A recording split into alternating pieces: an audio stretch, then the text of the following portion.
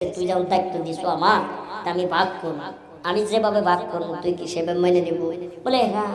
কয় কি তুমি বড় ভাই মুরব্বী, বাপ মরে গেছে, তিনটা সম্পত্তি আর তুমি ভাগ করে দিবা, মেনে নেব না, এটা একটা কথা হইলো। কিন্তু ভাই আমি যতই কই ভাই আমাকে যাতে তুমি ঠকাও না।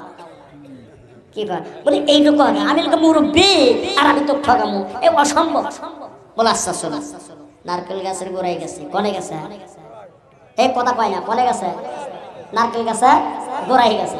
এখন যা বলতেছে শোন, এই গোড়ার থেকে নিয়া এই মাঝখান পর্যন্ত তোর বড় ভাই, এই গোড়ার থেকে নিয়ে এই মাঝখান পর্যন্ত তোক দিলাম, আর এই মাঝখান থেকে উপরে আমি নিলাম, মেনে নিচ্ছ? বলে হ্যাঁ ভাই তুমি যেভাবে বাদ করবে আমি মেনে নিচ্ছি, অসুবিধা নেই। বলে আচ্ছা যা। বলে গরু চলো, দেখুন এই মাঝখান থেকে নিয়ে মাথা